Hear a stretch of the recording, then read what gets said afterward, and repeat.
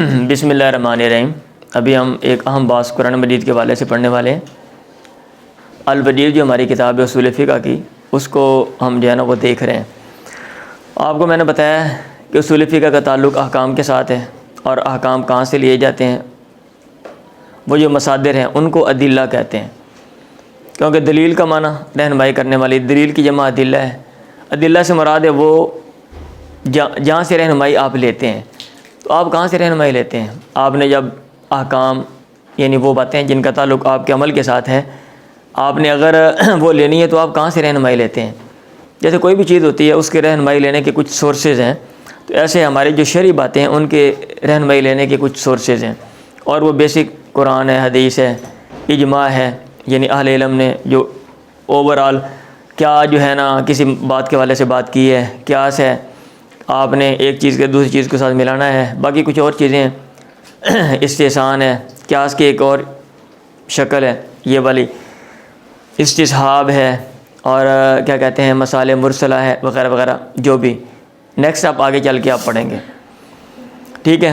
تو آج ہم قرآن مجید کے حوالے سے جو بنیادی معلومات ہیں کہ قرآن مجید کی ڈیفینیشن کیا ہے، اور قرآن مجید کے جو ہے نا مختلف پہلوؤں کے حوالے سے جو آپ کی کتاب میں لکھا ہوا ہے، اور پیپر کو مد نظر رکھتے ہوئے ان کو میں نے جامع انداز میں یہاں پہ جو ہے نا وہ لکھ دی ہے۔ آپ سن لیں گے، میں امید کرتا ہوں آپ کو باتیں جو ہے نا وہ یاد ہو جائیں گی۔ تو سب سے پہلے ہم ادلہ کو دیکھ لیتے ہیں۔ ادلہ کو جو ہے نا وہ ڈیوائیڈ کیا جاتا ہے دو لحاظ سے۔ اگر ہم اتفاق اور اختلاف یعنی اس لحاظ سے کہ ادلہ میں سے کون سی ادلہ، میں دوبارہ بول رہا ہوں، ادلہ سے مراد مصادر جہاں سے آپ نے چیزیں لینی ہیں، سورسز ذرائع جہاں سے آپ نے چیزیں لینی ہیں۔ تو ادلہ اتفاق اور اختلاف کے لحاظ سے اگر ہم دیکھیں کہ کون سے وہ ہیں جن پر اہل علم کا اتفاق ہے یا جن میں اختلاف ہے، تو وہ ان کی جو مطلب ڈویژن ہے، تقسیم ہے، وہ تین طریقوں سے ہے۔ یعنی قرآن و سنت ہے، ائمہ اس پر متفق ہیں کہ قرآن و سنت جو ہے نا یہ شریعت کے احکام لینے کا ماخذ ہیں، مصدر ہیں، یہ ایک دونوں جو ہے نا یہ ادلہ ہیں۔ اجماع اور قیاس اس پہ جمہور متفق ہیں، لیکن کچھ لوگوں نے اختلاف کیا ہوا ہے، کچھ لوگ اس میں اختلاف کرتے ہیں۔ اور یہ جو عرف ہے، استصحاب ہے، مذہب الصحابی اور وغیرہ وغیرہ جو باقی میں نے اشارہ دے دیا ہے، آپ کو بتا دیا ہے، آپ کی کتاب میں آگے لکھے ہوئے ہیں، تفصیلاً ہم دیکھ لیں گے ان کو نا۔ تو اس میں علماء کا اختلاف ہے، اس میں علماء کا اختلاف ہے۔ یعنی اتفاق اور اختلاف کے لحاظ سے دیکھیں تو ادلہ کو تین کیٹیگری میں ڈیوائیڈ کرتے ہیں۔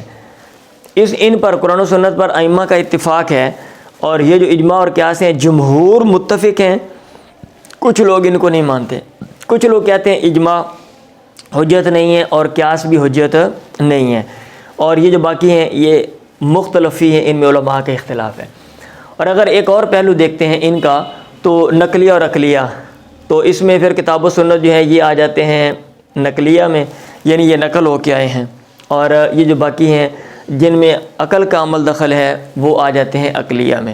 تو اس لحاظ سے اب پیپر میں آ جاتا ہے ادلہ سے کیا مراد ہے، ادلہ کی اقسام یا ان کی وضاحت کریں، تو آپ اس میں یہی بتائیں گے کہ ادلہ سے مراد یہ چیزیں ہیں۔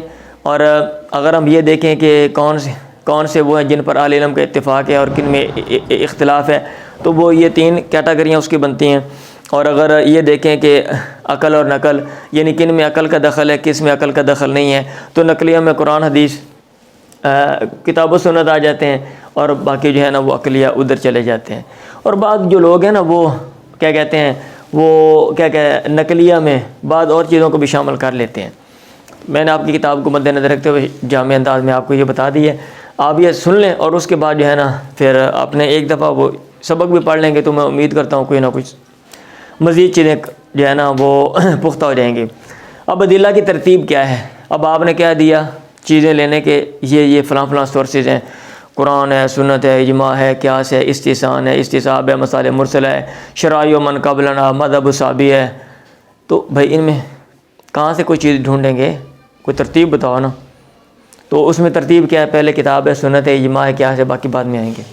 یعنی سب سے پہلے آپ کتاب میں دیکھیں گے رہنمائی ملتی ہے یا کہ نہیں ملتی واضح طور پہ، یا کوئی اصول ملتا ہے یا کہ نہیں جس کے نیچے وہ چیز آ رہی ہے۔ پھر آپ سنت میں رہنمائی لیں گے، پھر اگر نہیں ہے پھر اہل علم نے اس کے اوپر گفتگو کی ہوئی آپ یہ دیکھیں گے، پھر وہ بھی نہیں ہے، پھر آپ یہ دیکھیں گے کہ اس کی کوئی نظیر ملتی ہے جس مسئلے کے بارے میں آپ رہنمائی لینا چاہتے ہیں تاکہ آپ اس کو اس کے ساتھ ملا سکیں، یہ بھی نہیں ہے۔ پھر اس کے بعد آگے جو ہے نا جائیں گے، قیاس کے بعد استحسان آ جاتا ہے، یعنی قیاس کی ایک شکل ہے۔ آپ کو میں نے وہ جو ہے نا، آپ کو نہیں سوری دوسری کلاس کو میں نے پڑھایا تھا کہ قیاس بمقابلہ استحسان، یعنی قیاس ہوتا ہے لیکن قیاس میں بھی جو قاعدہ کلیہ آپ مقرر کرتے ہو نا، بسا اوقات ان کی بھی مخالفت کرنا پڑتی ہے۔ جیسے ہم ادارے میں رہتے ہیں تو ہم قاعدے بنا دیتے ہیں، لیکن بسا اوقات قاعدوں کی مخالفت کرنا پڑتی ہے، کیونکہ اگر آپ مخالفت نہیں کرتے تو قاعدے بنانے کا مقصد فوت ہو جاتا ہے۔ قاعدے مصلحت کے لیے بنائے جاتے ہیں، لیکن اگر قاعدے پر عمل کیا جائے تو مصلحت جو ہے وہ فوت ہو رہی ہو تو پھر کیا ہوتا ہے، پھر قاعدے کی مخالفت کرنا پڑتی ہے۔ یہ موٹی سی بات ہے، تفصیلاً اگلے سال آپ نہیں تو پڑھ لیں گے، نہیں تو اگر آپ نے ویسے سننا ہو تو میں نے اس کو لیکچر دیا وہ آپ سن سکتے ہیں۔ اب اس میں سب سے پہلے آج ہم پڑھیں گے یہ جو ادلہ ہیں، ان میں سے قرآن، کیونکہ آپ کا جو سلیبس ہے وہ قرآن و سنت اور اجماع ہے، یہاں تک آپ کا سلیبس ختم ہوتا ہے۔ قرآن کیا ہے، قرآن کی ڈیفینیشن کیا ہے؟ ویسے تو ہم کہہ سکتے ہیں کہ قرآن اللہ تعالیٰ کی کتاب ہے جو ہمارے اندر موجود ہے، سب لوگ جانتے ہیں، لیکن اس کو ڈیفائن کیا گیا ہے۔ ڈیفینیشن کیوں کی جاتی ہے؟ ڈیفینیشن کیوں کی جاتی ہے؟ تاکہ جو چیزیں اس کیٹاگری میں ہیں یا قرآن کا لفظ جن پر بولا جا سکتا ہے وہی کیا کہتے ہیں اس کے اندر آئیں، اور جو چیزیں قرآن مجید نہیں ہیں یا جس کو ہم قرآن مجید نہیں کہہ سکتے وہ وہاں سے نکل جائیں، وہ وہاں سے نکل جائیں۔ تو اس لیے یہ کتاب، یہ جو قرآن مجید کی جو ڈیفینیشن یہ آپ نے یاد کر لینی ہے۔ الکتاب یہ کتاب ہے، کتاب کو معنی لکھی ہوئی چیز ہے، اس کا مطلب یہ ہے کہ کتاب قرآن مجید جو ہے یہ کتاب ہے، یعنی یہ لکھی ہوئی ہے۔ المنزل علی رسول اللہ، جو اتاری گئی اللہ کے نبی پہ، اس کا مطلب یہ ہے کہ جو کتابیں اللہ کے نبی پر نہیں اتاری گئیں اس کو ہم قرآن نہیں کہیں گے۔ اللہ رسول اللہ، اللہ کے نبی محمد محمد کے آگے وضاحت ہوگی، کیونکہ اللہ کے نبی تو بہت سے آئے ہیں۔ المکتوب فی المصاحف، جو صحیفوں میں مکتوب لکھی ہوئی ہے، جو صحیفوں میں لکھی ہوئی ہے۔ المنقول الینا عنہ، اور جو ہم تک آپ سے نقل ہے، نقلاً متواتراً، متواتر کے ساتھ، بلا شبہاتن، بغیر کسی شبہ کے۔ یہ بلا شبہاتن نہ بھی نہ لگائیں تو نقلاً متواتراً، ٹھیک ہے؟ تو جو چیز متواتر کے ساتھ ہوتی ہے اس میں شبہ ہوتا ہی نہیں ہے، جو چیز تواتر کے ساتھ ہوتی ہے اس میں شبہ نہیں ہوتا۔ تو اس کا مطلب یہ ہے کہ جس کتاب میں یہ والے اوصاف ہوں گے اس کو ہم قرآن مجید کہیں گے، ادروائز وہ قرآن مجید نہیں ہے۔ یعنی کتاب ہونا چاہیے، المنزل علی رسول اللہ محمد ہونا چاہیے، المکتوب فی المصاحف صحیفوں میں وہ لکھی ہوئی ہو، المنقول الینا عنہ نقلا متواتراً، تواتر کے ساتھ۔ اور تواتر کا مطلب کیا ہوتا ہے؟ آپ نے پڑھا ہوا ہے، تواتر کسی چیز کو بیان کرنے والے اتنے زیادہ لوگ ہوں ہر طبقے میں کہ جھوٹ پر اتفاق ان کا جو ہے نا وہ ناممکن ہو، اور عقلاً بھی وہ مطلب ہے نا ناممکن ہو۔ سمجھ آ رہی ہے؟ ہاں جی۔ تو یہ قرآن مجید کی جو ہے نا یہ ڈیفینیشن ہے۔ اب قرآن مجید کے جو مختلف جو پہلو ہیں جو آپ کے کتاب میں دیے ہوئے ہیں ان کو ہم دیکھ لیتے ہیں۔ تو ایک تو یہ کہ قرآن مجید کی خصوصیات کیا ہیں ہم وہ دیکھیں گے، پیپر میں آ سکتی ہیں بھائی، آپ نے یاد کر لینی ہے۔ قرآن مجید کی خصوصیات کیا ہیں، قرآن مجید کا اعجاز اس کا کیا مطلب ہے، اور اعجاز کن پہلوؤں سے ہے وہ بھی ہم دیکھیں گے۔ قرآن مجید میں جو احکام ہے یہ بہت ہی اہم ہے، یہ والی بات، یہ قرآن مجید میں کون سے احکام جو ہیں وہ بیان ہیں، اور قرآن مجید احکام کو کس طریقوں سے بیان کرتا ہے، وہ جو میتھڈ ہیں وہ، پھر قرآن مجید کا جو اسلوب ہے بیان کرنے کا جو طریقہ کار ہے وہ، پھر قرآن مجید کی جو دلالت ہے رہنمائی کرنے کی وہ کس طرح کی ہے، وہ ابھی ہم دیکھ لیتے ہیں۔ تو قرآن مجید کی جو خصوصیات ہیں، نمبر ایک پہلی خصوصیت یہ ہے کہ یہ لفظ اور معنی کا مجموعہ ہے۔ قرآن مجید میں جو الفاظ ہیں وہ بھی خدا کے ہیں اور جو معنی ہے وہ بھی اللہ تعالیٰ خود مطلب ہے خدا کا ہے۔ جب آپ یہ کہہ دیتے ہیں تو یہ جو چیز ہے وہ قرآن مجید کو حدیث سے الگ کر دیتی ہے، کیونکہ اس میں جو الفاظ ہیں وہ خدا کے نہیں ہیں، ٹھیک ہے؟ اور جو معنی ہے وہ بھی اس میں بہت سے معنی ہیں جس میں اللہ کے نبی کے اجتہادات ہیں۔ بات سمجھ آ رہی ہے؟ تو ایک یہ جو چیز ہے مجموع لفظی والمعنی، کہ الفاظ اور معنی دونوں جو ہیں اللہ تعالیٰ کے ہیں، اور عربی زبان میں جو ہے، عربی زبان میں الفاظ کو اللہ تعالیٰ نے اتارا ہے، یہ پہلی چیز ہے۔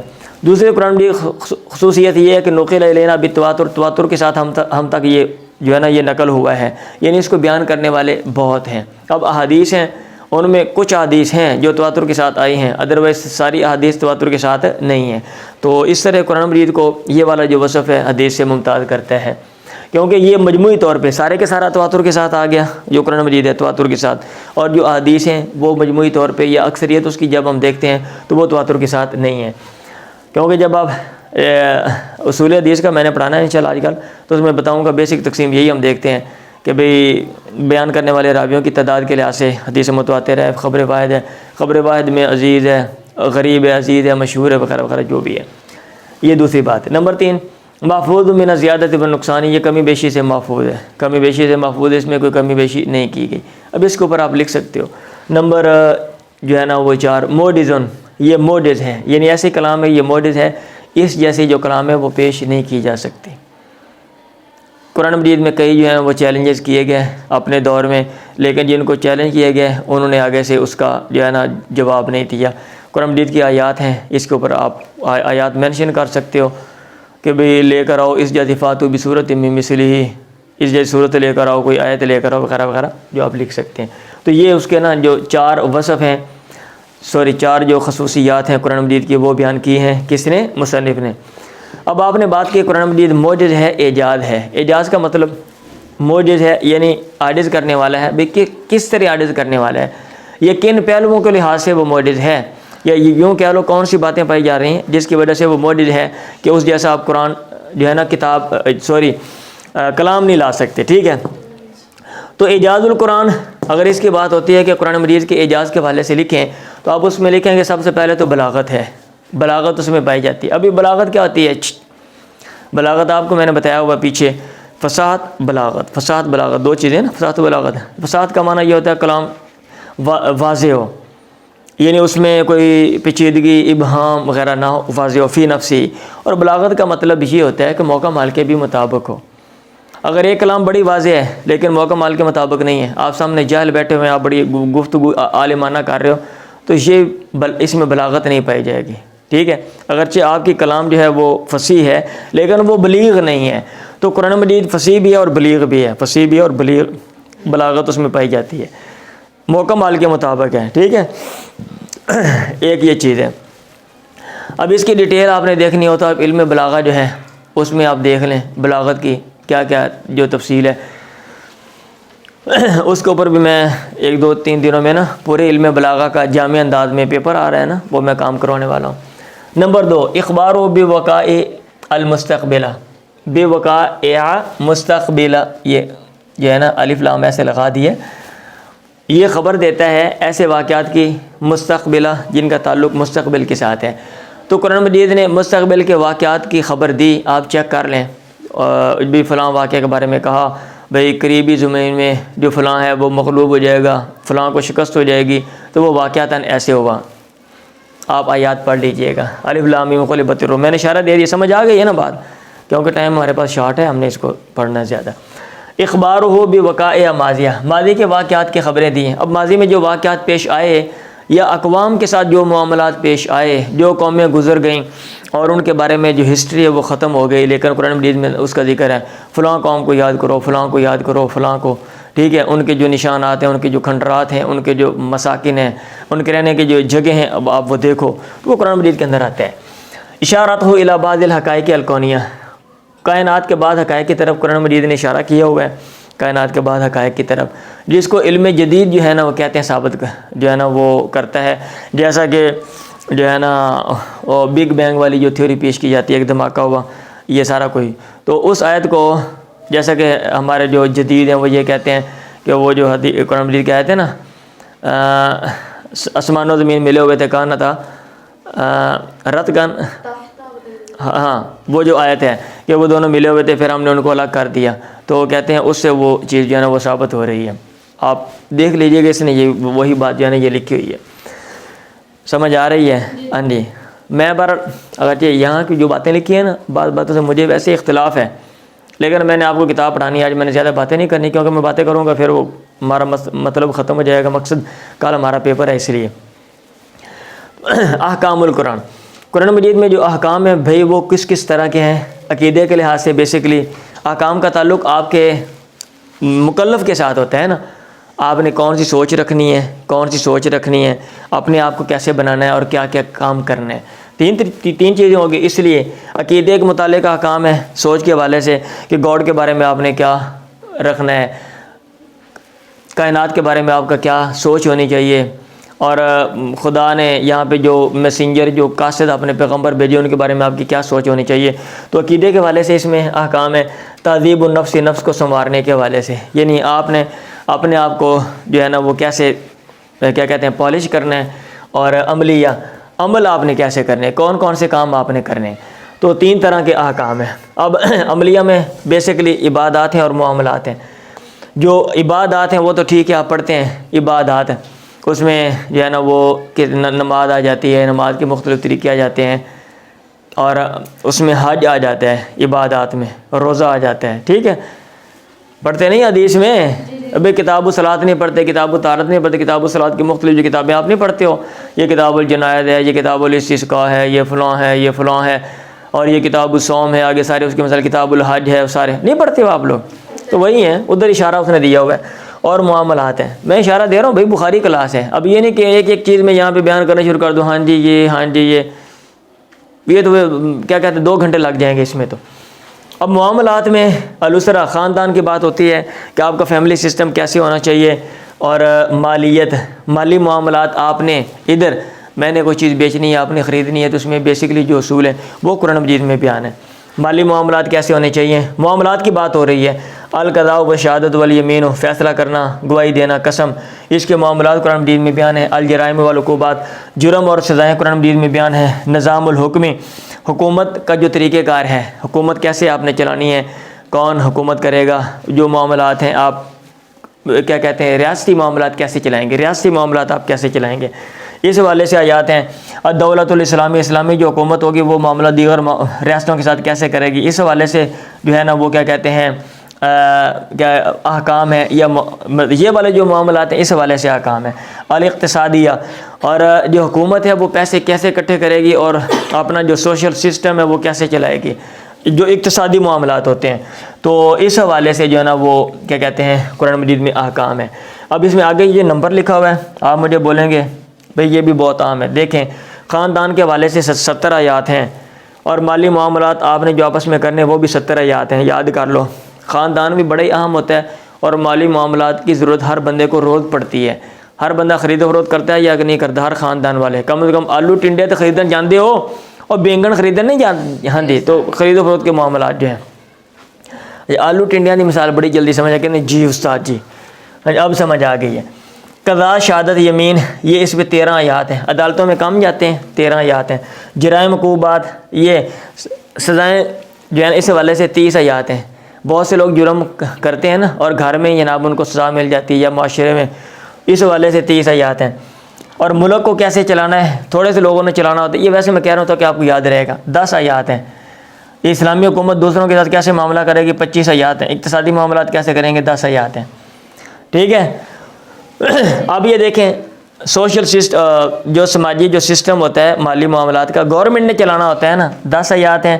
اور گورنمنٹ ویسے سٹرکچر کیا ہوگا، بنیادی سٹرکچر، بیسک سٹرکچر، جیسے کنسٹیٹیوشن ہوتا ہے، کنسٹیٹیوشن ہے نا ہمارا، جیسے کنسٹیٹیوشن دستور ہے کہ بھئی یہ پرائم منسٹر ہوگا اور یہ صدر ہوگا، ٹھیک ہے، یہ وفاق ہوگا، یہ صوبہ ہوگا، یہ کابینہ ہوگی وفاقی، اور یہ صوبائی کابینہ ہوگی، یہ وزراء ہیں، وفاقی وزراء ہیں، یہ صوبائی وزراء ہیں، آگے یہ کابینہ ہے ادھر، اس میں یہ وزیر ہیں، وزیر کے نیچے جناب کیا ہے، سیکٹری ہے، اور پھر جناب کیا ہے اس کے نیچے جنرل سیکٹری ہے، جوائنٹ سیکٹری ہے، فلاں سیکٹری ہے، ڈپٹی سیکٹری ہے، ایڈیشنل سیکٹری ہے، فلاں فلاں، یہ سارا یہ سسٹم ہے. ٹھیک ہے، یہ ساری بیوروکریسی ہے. اس کے اوپر جناب وزیر ہے، اس کے اوپر وزیر اعظم ہے، یہ سارا یہ کچھ معاملات وزیر اعظم کہاں پہ مینشن ہے، یہ دستور میں مینشن ہے، آئین میں مینشن ہے، کانسٹیٹیوشن میں مینشن ہے. تو یہ اس کی بات ہو رہی ہے، سمجھ آ رہی ہے. تو اس کے بارے میں 10 آیات ہیں. اور جو اقتصادی معاملہ آپ نے کیسے کرنا ہے، کیسے ٹیکس اکٹھا کرنا ہے، کن سے ٹیکس لگانے ہیں، ٹیکس کیسے لگائیں گے، کون لوگ مطلب ہے، کیا طریقہ کار ہوگا، تو اس کے بارے میں بھی 10 آیات ہیں. ٹھیک ہے، یاد رہے گا. قرآن مجید احکام کو کیسے بیان کرتا ہے، 2 طریقوں سے بیان کرتا ہے. کچھ احکام تفصیلاً بیان کیے ہوئے ہیں قرآن مجید نے تفصیلیہ، اور وہ یہ ہیں میراث کے معاملات. آپ دیکھ لیں سورہ نساء کی جو ہے نا آیت کہہ رہا ہوں، سوری رکوع، جو دوسرا رکوع اس کے اندر وہ ساری آیات ہیں کہ بھی فلاں کو اتنا حصہ، فلاں کو اتنا، کسی کو نصف، کسی کو ربع، کسی کو ثمن، کسی کو ثلث، کسی کو ثلثان، کسی کو سدس وغیرہ وغیرہ جو بھی ہیں. باقی اس کی جو تفصیل ہے تفصیلاً ہے، لیکن بہت زیادہ جو ڈیٹیل ہے یا اس کا جو کام کیا گیا، اگر آپ نے وہ سمجھنا ہے تو آپ کو علم میراث پڑھنا پڑے گا. تو اس میں تفصیلیہ میں میراث آ جاتی ہے، عقوبات، سزائیں تفصیلاً قرآن مجید میں بیان ہیں، اور طلاق کے حوالے سے تفصیلاً آتا ہے، اور لیان کے حوالے سے تفصیلاً آتا ہے، اور محرمات جو رشتے حرام ہے اس حوالے سے تفصیلاً آتا ہے. محرمات علیکم آیت ہے نا، تم پر فلاں فلاں جو ہے نا وہ حرام کر دی گئیں عورتوں میں سے. تو یہ تو اجمالیہ قرآن مجید میں کون سے احکام اجمالاً کا معنی یہ ہوتا ہے کہ ان کی ڈیٹیل نہیں، موٹا موٹا بتا دیا، ڈیٹیل نہیں، تفصیل نہیں اس میں. تو اس میں یہ چیزیں جو ہے نا اجمالاً بتائی ہوئی ہیں کہ اشورہ معاملہ اپنے مشوروں کے ساتھ آپس میں باہمی معاملہ جو ہے نا، جو اجتماعی معاملات ہیں مشوروں کے ساتھ وہ کرنے ہیں. العدل انصاف کے حوالے سے کہ آپ نے انصاف کو مد نظر رکھنا ہے، جامع انداز میں بتا دیا. یہ بتا دی اخذ الانسان بجریمتی، انسان کو پکڑا جائے گا اس کے جرم کی وجہ سے. اب یہ نہیں کہ جرم میں کروں جا کے میرے پیو نے پھاڑ لو، یہ نہیں ہے، مذہب میں بھی نہیں ہے، ویسے بھی نہیں ہے. اور یہ ہماری جو نالائق پولیس ہے نا، اس کا یہ کام ہے. جو لوگ نالائق ہوتے ہیں وہ یہ کام کرتے ہیں کہ مجرم کو نہیں پکڑ سکتے، گھر والوں کو جا کے ایسے جناب منڈا ناس گیا، اب بڈھے ابے نے چوک کے لے جاؤ. یا تو یہ ہے نا کہ اس کو بھگانے میں ان کا عمل دخل ہو، ثابت ہو جائے، پھر تو ٹھیک ہے. آپ ان کو ابھی ایک کے ساتھ میرا سروکار نہیں ہے، میرا بھائی غلط کام کرتا ہے، وہ کہیں اور ہے، اور میں جاتا ہوں مجھے پکڑ لو. بھئی یہ کون سا اصول ہے؟ مذہب نے اجازت دی ہے، یہ قانون نے اجازت دی، کسی نے اجازت نہیں دی ہوئی. تو یہ بیان ہے اخذ الانسان بجریمہ.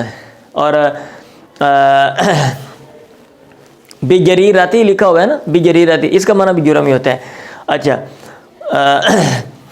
حرمت مال الغیری، دوسرے کا مال حرام ہے، اس حوالے سے قرآن مجید میں جامع انداز میں بیان کیا ہوا ہے. العقوبۃ بقدر الجریمتی، جرم کے بقدر سزا دی جائے گی، اس حوالے سے جو ہے نا وہ لکھا ہوا ہے، جامع انداز میں اشارہ دیا ہوا ہے. التعاون علی البر، تعاون علی الخیر، خیر پر آپ نے باہم تعاون کرنا ہے، برائی پر آپ نے تعاون نہیں کرنا، اس حوالے سے جامع انداز میں آ گیا ہے. الوفاء بالالتزامات، وعدوں کو پورا کرنا ہے، جامع انداز میں بتا دیا. اوفوا بالعقود، ہاں جی، یا عہود، یہ جو بھی ہے نا، یا ایھا الذین آمنوا اوفوا بالعقود، آپ نے جو عقد کر لینے، معاملے کر لینے، وہ پھر پورے کرو. ٹھیک ہے، اس حوالے سے آ گیا. الحرج مرفوع، تنگی اٹھا دی گئی ہے، تنگی میں نہیں ڈالنا. آپ ایسے کام نہ بنائیں کہ لوگ تنگی میں پڑ جائیں، ایسی سچویشن نہ کریٹ کر دیں. اس حوالے سے آ گیا. الضرورات تبیح المحظورات، جو چیزیں منع ہیں مجبوریاں ان کو جائز کر دیتے ہیں. اگر کوئی چیز بھائی منع بھی ہے لیکن مجبوری ہے تو مجبوری کی وجہ سے آپ اس کو جائز جو ہے وہ کر سکتے ہیں، اس میں آپ جو ہے نا وہ نرمی جو ہے وہ دکھا سکتے ہیں. تو اس حوالے سے آ گیا. بات سمجھ آ گئی ہے؟ قرآن مجید کا اسلوب کیا ہے احکام کو بیان کرنے میں؟ اسلوب جو ہے نا وہ ایک جیسا نہیں ہے. یہ دیکھیں، منع کرنا ہے، حکم دینا ہے، دو طرح ہے نا. آپ نے کام ضروری کرنا ہے، آپ نے کام نہیں کرنا ہے، یہ کام کرنا بہتر ہے. تو اس کے لیے یا تو قرآن مجید کا جو اسلوب ہے امر کا صیغہ استعمال کرتا ہے، آپ نے ضرور کام کرنا ہے، امر کا صیغہ، یا کام کرنا بہتر ہے، وہاں بھی امر کا صیغہ، یا کام کرنا جائز ہے، وہاں بھی امر کا صیغہ استعمال کرتا ہے. ایسے قرآن مجید جب منع کرتا ہے تو نہیں کا صیغہ استعمال کرتا ہے، اور جب نہ منع کرنے کا مطلب بالکل رک جانا، یا پھر رک جانا بہتر ہے، وہاں بھی نہیں کا صیغہ استعمال کر دے. یا پھر جو ہے نا کیا کہتے ہیں مطلب کریں یا نہ کریں برابر ہے، وہاں بھی نہیں کا صیغہ استعمال کر لیتے ہیں. میں یہ بتا رہا ہوں، اشارہ کر رہا ہوں. ادروائز امر کے معنی پڑھے ہوئے ہیں آپ نے، امر وجوب کے لیے آتا ہے فلاں فلاں، ایسے نہیں کے معنی پڑھے ہوئے ہیں. نہیں تحریم کے لیے آتا ہے، نہیں جناب کیا کہتے ہیں فلاں کے لیے آتا ہے، نہیں ارشاد کے لیے آتا ہے، پڑھے ہوئے نا سارے، تحدید کے لیے آتا ہے وغیرہ وغیرہ جو بھی ہے، وہ سارے آپ کے ذہن میں ہونے چاہیے. پھر قرآن مجید کا اسلوب ہے، اگر کسی کام کے کرنے کا کہنا چاہتا ہے تو وہ ذکر الجزاء الحسن، یہ اچھی جزا ذکر کر دیتا ہے کہ بھئی اگر یہ کام کیا جائے گا، مطلب یہ ہے کہ آپ کام کرو. التوعد علی الفعل، فعل پر دھمکی لگا دیتا ہے، منع کرنا ہے تو دھمکی لگا دیتا ہے. تو اسلوب ایک جیسا نہیں ہے. تو اسلوب تاکہ کیا کہتے ہیں یکسانیت پیدا نہ ہو اور پڑھنے والے قارئین جو ہے نا وہ تھک نہ جائیں یا اکتا نہ جائیں. ہوتا ہے نا ہم بور ہو جاتے ہیں ایک جیسا میتھڈ پڑھ کے، تو میتھڈ اس میں مختلف چینج کیے ہوئے، ڈائیورسٹی ہے، تنوع ہے. بات سمجھ آ گئی ہے؟ دلالت کیا ہے؟ مطلب یہ ہے کہ جن احکام کی طرف رہنمائی کر رہا ہے تو وہ اس میں دلالت قطعی ہے یا کہ ظنی ہے، دلالت قطعی ہے یا کہ ظنی ہے. مطلب یہ ہے کہ جو بات کی ہے اس میں کسی اور چیز کا احتمال ہے یا کہ نہیں ہے، یہ والی جو چیز، ٹھیک ہے. جیسے میں اشارہ کرتا ہوں آپ ادھر ہیں، اب اس میں کوئی اور احتمال تو نہیں ہے نا، ہاں احتمال تو نہیں ہے. اور اگر میں ایسے کروں ادھر آ جاؤ بھائی، ادھر آ جاؤ، تم ادھر آ جاؤ. اب اس میں اب یہ دیکھو نا، میں انگلی کر رہا ہوں اور میں دیکھ بھی رہا ہوں، انگلی کر رہا ہوں میں دیکھ رہا ہوں. اب اس میں تو کوئی احتمال نہیں. جب میں نے ایسے کہا تم ادھر آ جاؤ، اب یہ تم ادھر آ جاؤ، یہاں 3 4 5 لوگ یہاں سامنے بیٹھے، کون آئے گا؟ تو اس میں احتمال ہے، یہ نہیں وہ مراد ہو. تو اس طرح جو قرآن مجید کی دلالت ہے، ادھر میں نے یہ اشارہ دیا، ویسے قطعی ثبوت ہے. یعنی آپ نے کہا قرآن مجید ہم تک پہنچا تواتر کے ذریعے. تواتر کا مطلب بہت زیادہ بیان کرنے والے. جب بہت زیادہ بیان کرنے والے ہوں گے پھر کسی اور چیز کا احتمال نہیں ہوتا، اور وہ مطلب وہ ایسے ہی جیسے آپ نے آنکھوں سے کوئی چیز دیکھ لی ہے. اس کو کہتے ہیں دلالت قطعی. اور اس کے مقابلے میں ظنی ہوتا ہے، مطلب یہ کہ غالب گمان یہی ہے کہ یہ چیز ہوگی، لیکن اس کے برعکس بھی کوئی صورت ہو سکتی ہے، اس کے برعکس بھی کوئی صورت ہو سکتی ہے. تو قرآن مجید کا جو دلالت القرآنی، ویسے جو قرآن ہے، یہ لائن ادھر نہ لگائیں، یہ لائن ادھر ایسے، جو قرآن ہے یہ والا قرآن یہ قطعی و ثبوت ہے. یہ بازین میں رکھے، قطعی و ثبوت ہے، لیکن جو اس کی دلالت ہے وہ دو طرح سے، یا تو قطعی ہوگی یا ظنی ہوگی. قطعی جیسے یہ وَلَكُمْ نِصْفُ مَا تَرَكَ أَزْوَاجُكُمْ، تمہاری بیویوں نے جو چھوڑا ہے تمہارے لیے آدھا ہے. اب نصف کا معنی کیا ہوتا ہے؟ آدھا. نصف کا معنی تہائی نہیں ہوتا، نصف کا معنی چوتھائی نہیں ہوتا، نصف کا معنی آٹھواں نہیں ہوتا، نصف کا معنی کیا ہوتا ہے؟ آدھا. اور دلالت ظنی جس میں دوسری چیز کا احتمال ہو، جیسے وَالْمُطَلَّقَاتُ يَتَرَبَّصْنَ بِأَنفُسِهِنَّ ثَلَاثَةَ قُرُوءٍ، 3 قروء وہ انتظار کریں گی، طلاق یافتہ عورتیں اپنے آپ کے ساتھ، نفسوں کے ساتھ. ابھی 3 قروء. قرن کا معنی حیض بھی ہے، قرن کا معنی طہر بھی ہے. تو اس میں جو لوگ طہر مراد لیتے ہیں وہ بھی دلائل دیتے ہیں، اور جو حیض مراد لیتے ہیں وہ بھی دلائل دیتے ہیں. اب دونوں کا احتمال ہے. اس لیے ثلاثۃ قروء کی جو دلالت ہے، یہ قروء کی یہ دلالت ظنی ہے. ٹھیک ہے. ہم کیا پڑھ رہے ہیں کہ قرآن مجید کی جو دلالت ہے احکام پر، وہ کس طرح کی ہے؟ تو بھی احکام پر دلالت قطعی بھی ہو سکتی ہے اور دلالت ظنی بھی ہو سکتی ہے. کچھ پلے پڑا ہے؟ بات سمجھ آ گئی ہے؟ ابھی ہم نے کیا پڑھا، میں دوبارہ شارٹ بتا دیتا ہوں. ادلہ کے بارے میں پڑھا، ایک لحاظ سے ادلہ کی 3 قسمیں اور ایک لحاظ سے ادلہ کی 2 قسمیں، یاد رہے گا. قرآن مجید کی ڈیفینیشن پڑھی، پھر ہم 6 مختلف پہلوؤں کے لحاظ سے ہم نے دیکھا کہ قرآن مجید کی خصوصیات کیا ہے. وہ یہ والی ہیں کہ لفظ اور معنی کا مجموعہ ہے، دونوں کو قرآن مجید کہتے ہیں. تواتر کے ساتھ ہم تک پہنچا ہے، کمی بیشی نہیں ہوئی، اور اس میں ایجاد پایا جاتا ہے. ایجاد کن لحاظ سے پایا جاتا ہے؟ بلاغت ہے، مستقبل کے واقعات بیان ہے، ماضی کے واقعات بیان ہے، بعض کائنات کے ایسے جو ہے نا کیا کہتے ہیں چیزیں بیان کی ہیں جو مستقبل میں جدید علم نے ان کو ثابت کر دی ہے. آیت نمبر وہ بگ بینگ والی جو آیت ہے نا، وہ اس کو ایڈ کر لینا آپ نے. احکام کیسے ہیں؟ احکام عقیدہ بیان ہے، نفس کے بارے میں، نفس کو کیسے آپ نے پالش کرنا ہے. پالش والا یاد رہے گا، تہذیب والا یاد نہیں رہتا. ٹھیک ہے. ان کو جدید لوگ ہیں نا، یہاں ممی ڈیڈی لوگ بیٹھے ہوئے ہیں. العملی ہے، عمل سے متعلقہ جو ہے نا وہ باتیں ہیں. عبادات ہیں، معاملات ہیں. معاملات میں خاندان کے بارے میں، مال کے بارے میں، کیسے مالی معاملات کرنے، فیصلہ، قسم اور شہادت کے بارے میں، جرم اور سزاؤں کے بارے میں، حکومت کیسے، حکومت کا بیسک سٹرکچر کیا ہوگا، اس حوالے سے ملکی معاملات، دوسروں کے ساتھ ملک کیسے کرے گا اسلامی حکومت، وہ، اور جو ملک کا جو کیا کہتے ہیں مالی سسٹم ہوگا، معاشی سسٹم ہوگا، وہ کیسے، اس حوالے سے نمبرنگ میں نے سامنے دے دی ہے. اور پھر قرآن مجید کے جو احکام بیان کیے ہوئے ہیں وہ کچھ تفصیلی، کچھ اجمالی ہیں. تفصیلی میراث کے ہیں، سزاؤں کے ہیں، طلاق، لیان اور محرمات کے. اجمالی یہ والے ہیں کہ آپ نے باہمی مشورہ کرنا ہے، انصاف کرنا ہے، انسان کو اس کی جرم کی وجہ سے پکڑنا ہے. دوسرے کا مال آپ کے لیے درست نہیں ہے، جرم کے بقدر سزا دی جائے گی. نیکی پر تعاون کرنا ہے، وعدوں کو پورا کرنا ہے. تنگی جو ہے وہ دور کی ہوئی ہے، اور اگر مجبوری ہے تو ناجائز کام کو بھی جائز قرار دیا جا سکتا ہے. اسلوب مختلف ہے، ایک جیسا اسلوب نہیں ہے، ادروائز بوریت پیدا ہو جاتی ہے. اور جو قرآن کی دلالت ہے وہ قطعی ہوگی یا ظنی ہوگی. قطعی یہ مثال ہے، ظنی کی یہ مثال. چلیں آج کے لیے اتنا ہی کافی ہے.